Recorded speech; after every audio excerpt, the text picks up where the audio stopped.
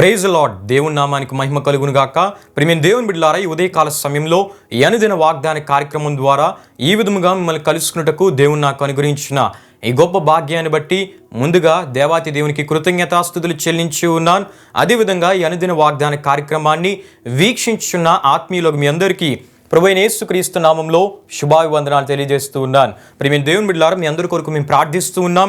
Comments రూపంలో మీరు తెలియపరుస్తున్న ప్రతి ప్రార్థన అవసరత నిమిత్తం ప్రభు పాదాలు ఎదుట మేము మొరపెడుచు ఉన్నాం. దేవుడు మీ పట్ల కార్యములు చేస్తారని విశ్వాసంతో ప్రార్థిస్తూ ఉన్నాం. దేవుడు మీ పట్ల తప్పక తన కార్యములను జరిగించే గొప్ప దేవుడు. అదే రీతిగా మా కొరకు, మా పరిచర్య కొరకు కూడా మీ ప్రార్థనలో జ్ఞాపకం చేసుకునవలసిందిగా ప్రభువైన యేసుక్రీస్తు నామంలో మీ అందరినీ కోరుచు ఉన్నాను. ప్రియమైన దేవుని బిడ్డలారా, ఈ దినము ప్రభు మీకు ఇచ్చే వాగ్దానము ఆదికాండము 17వ అధ్యాయం 2వ వచనంలో ఉన్నది. ఆ వాగ్దానం వచ్చిన భాగమును నేను మీ కొరకు చదువుచూ ఉన్నాను. ప్రార్థనాపూర్వకంగా ఆలకించవలసిందిగా ప్రభువైన యేసుక్రీస్తు నామంలో మిమ్మల్ని కోరుచూ ఉన్నాను. ఆ వాగ్దానం వచ్చిన ఈ విధంగా రాయబడి ఉన్నది. నాకును నీకును మధ్య నా నిబంధనను నియమించి నిన్ను అత్యధికంగా అభివృద్ధి పొందించదనని అతనితో చెప్పాను. హల్లెలూయా, హల్లెలూయా. ప్రియమైన దేవుని బిడ్డలారా, ఈ వాగ్దానాన్ని దేవుడు ఆనాడు అబ్రాహామునకు ఇచ్చిన వాగ్దానంగా దేవుని వాక్యంలో మనం చూస్తూ ఉంటాం. సందర్భాన్ని మనం జ్ఞాపకం చేసుకున్నట్లయితే ప్రియమైన దేవుని బిడ్డలారా, ఆదికాండం 17వ అధ్యాయం 1వ వచనంలో మనం చూస్తున్నప్పుడు అబ్రాహాము 99 ఏండ్ల వాడైనప్పుడు దేవుడు అతనికి ప్రత్యక్షమై, నేను సర్వశక్తి గల దేవుడను, నా సన్నిధిలో నడుచుచు నిందారహితుడివై యుండుము అని మాట్లాడినట్లు అక్కడ మనకు కనబడుతుంది. దేవుడు ఎందుకు ఈ విధంగా అబ్రాహాముతో మాట్లాడి ఉన్నారంటే, ఆదికాండం 16వ అధ్యాయంలో మనం చూస్తున్నప్పుడు అబ్రాహాము సారాయి మాట విని, అంటే అబ్రాహాము తన భార్య అయిన సారాయి మాట విని సారాయి దాసి అయిన హాగరుతో పోయినట్లు ఆదికాండం 16వ అధ్యాయం 2వ వచనంలో మనం చూస్తూ ఉంటాం. ఈ రీతిగా ప్రియమైన దేవుని బిడ్డలారా, అబ్రాహాము సారాయి మాటకి ప్రాముఖ్యతనిచ్చి ఆమె మాట విని ఈ విధంగా చేయటను బట్టి అబ్రాహాము దేవుని దృష్టిలో నిందారహితుడిగా కనబడినట్లు అక్కడ మనకు కనబడుతుంది. ఈ విషయాన్ని ప్రియమైన దేవుని బిడ్డలారా దేవుడు తెలియపరుస్తూ, అబ్రామా నా సన్నిధిలో నడుచుచు నిందారహితుడివై ఉండుము అని దేవుడు మాట్లాడుతూ, నిందారహితునిగా నీవు బ్రతికినట్లయితే నాకును నీకును మధ్య నేను చేసిన నిబంధనను నియమించి నిన్ను అత్యధికంగా అభివృద్ధి పరుస్తానని దేవుడు వాగ్దాన రూపంలో అబ్రాహాముతో మాట్లాడినట్లు అక్కడ మనకు కనబడుతుంది. హల్లెలూయా, హల్లెలూయా. ప్రియమైన దేవుని బిడ్డలారా, అబ్రాహాము దేవుడు కోరే నిందారహితమైన జీవితాన్ని కలిగి ఉన్నట్లయితే దేవుడు అబ్రాహాము పట్ల చేసిన ప్రతి వాగ్దానాన్ని స్థిరపరచడమే కాకుండా అత్యధికంగా అభివృద్ధి పరుస్తానని దేవుడు ఈ వాగ్దానం ద్వారా ఆనాడు అబ్రాహాముతో మాట్లాడినట్లు దేవుని వాక్యంలో మనకు కనబడుతుంది. హల్లెలూయా, హల్లెలూయా. అయితే ప్రియమైన దేవుని బిడ్డలారా, అబ్రాహాము దేవుడు కోరే నిందారహితమైన జీవితాన్ని అతడు కలిగి ఉన్నాడు.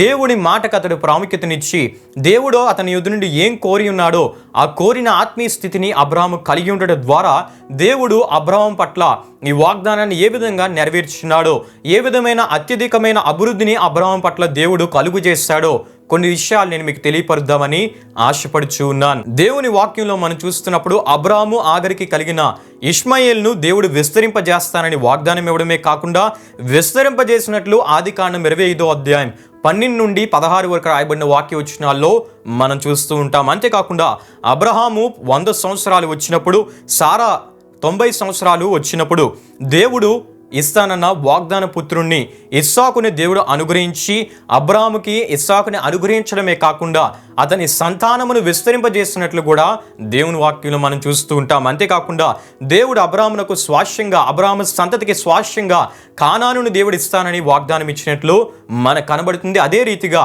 అబ్రాహాము సంతతి, అంటే అబ్రాహాము నుండి వచ్చిన సంతతి, విస్తరింపజేయబడిన సంతతి ఇశ్రాయేళ్ల ప్రజలు కానానును స్వాధీనపరుచుకున్నట్లు దేవుని వాక్యంలో మనం చూస్తూ ఉంటాం. వారు స్వాస్యముగా కానాను దేశాన్ని వారు పొందుకున్నట్లు దేవుని వాక్యంలో మనకు కనబడుతుంది. అంతేకాకుండా అబ్రాహాము ఆర్థికంగా అభివృద్ధి చెందడమే కాకుండా సమాజంలో గౌరవప్రదమైన స్థితిని అబ్రహాము పొందుకున్నట్లు దేవుని వాక్యంలో మనకు కనబడుతుంది. హల్లెలూయా, హల్లెలూయా. అంతేకాకుండా ప్రియమైన దేవుని బిడ్డలారా, దేవునితో సహవాస సంబంధ విషయంలో అబ్రహాము అత్యున్నతమైన ఆత్మీయ స్థితిని చేరుకోవడమే కాకుండా దేవునికి అతి సమీపంగా జీవించి దేవుని స్నేహితునిగా అబ్రహాము పిలువబడినట్లు యాకోబు రాసిన పత్రిక 2వ అధ్యాయంలో మనం చూడగలం.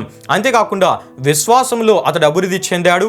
సంపూర్ణమైన విశ్వాసాన్ని విశ్వాసాన్ని దేవుని మీద కలిగి ఉండడమే కాకుండా విశ్వాస విషయంలో అత్యున్నతమైన స్థాయిని అబ్రహాము అందుకున్నట్లు విశ్వాస వీరుల జాబితాలో అబ్రహాము మనకు కనబడుతూ ఉంటాడు. విశ్వాసులకు తండ్రిగా అబ్రహాము పిలువబడినట్లు కూడా మనకు కనబడుతూ ఉంటాడు. వ్యక్తిగత ఆశీర్వాదమే కాకుండా తరతరాలకు ఆశీర్వాద కారకునిగా అబ్రహామును దేవుడు ఉంచినట్లు మనం చూస్తూ ఉంటాం. హల్లెలూయా, హల్లెలూయా.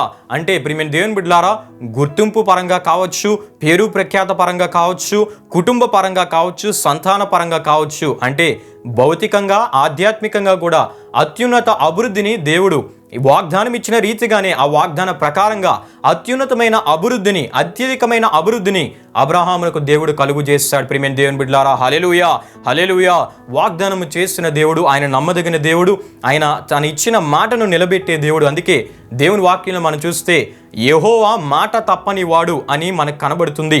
ఆయన ఎన్నడూ మాట తప్పని వాడు అనే విషయము మనం చూడగలం. ఈ ఉదయకాల సమయంలో ఈ వాగ్దానాన్ని వీక్షిస్తున్న నీతో దేవుడు మాట్లాడుతూ ఉన్నాడు. ఆనాడు అబ్రహామునకు దేవుడు ఇచ్చిన వాగ్దానాన్ని దేవుడు నీ పట్ల నెరవేరుద్దామని ఆయన ఆశపడుచున్నాడు. అయితే దేవుడు నీ వద్ద నుండి ఏం కోరుతున్నాడంటే నిందారహితమైన జీవితాన్ని దేవుడు కోరుతూ ఉన్నాడు. నిందలేని, మచ్చలేని, డాగు కలంకము లేని పరిశుద్ధమైన నిష్కలంకమైన జీవితాన్ని నీవు అబ్రహాము వలె కలిగి ఉంటే అత్యధికమైన అభివృద్ధిని దేవుడు భౌతికంగాను ఆధ్యాత్మికంగాను కలుగు చేస్తానని, కలుగు చేసి నీ కుటుంబంలో, నీ సంఘంలో, సమాజంలో గౌరవప్రదమైన స్థాయిని నీకు కలుగు చేస్తానని దేవుడి వాగ్దానం ద్వారా మాట్లాడుతూ ఉన్నాడు. హల్లెలూయా, హల్లెలూయా.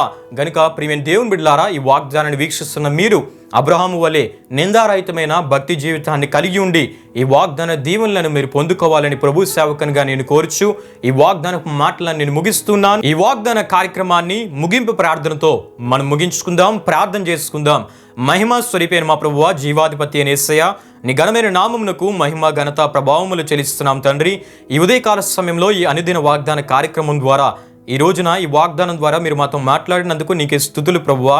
నిందారహితమైన భక్తి జీవితాన్ని అబ్రహాం వలె మేము కలిగి ఉంటే అత్యధికమైన అభివృద్ధిని మాకు కలుగు చేస్తానని మీరిచ్చిన ఈ వాగ్దానాన్ని బట్టి నీకే స్తుతులు చెల్లిస్తున్నాం ప్రభువా. ఈ వాగ్దానాన్ని వీక్షించిన ప్రతి ఒక్కరు కూడా నీవు కోరే ఆధ్యాత్మిక స్థితిని కలిగి ఈ వాగ్దాన దీవెనలను వారు పొందుకున్నట్లు, స్వతంత్రించుకున్నట్లు మీరే సహాయం చేయండి. ఈ వాగ్దాన కార్యక్రమాన్ని వీక్షించిన ప్రతి ఒక్కరిని మీరు జ్ఞాపకం చేసుకోండి. వారి ఆరోగ్యాలు మీరు దీవించండి, వారి ఆయుష్ను మీరు దీవించండి. వారి ఆధ్యాత్మిక జీవితంలో దినదినము అభివృద్ధి చెందొచ్చు నీ కొరకు నమ్మకంగా ముందుకు వెళ్ళటకు మీరే సహాయం చేయండి. ప్రయాణాల్లో క్షేమాన్ని అనుగ్రహించండి ప్రభువా.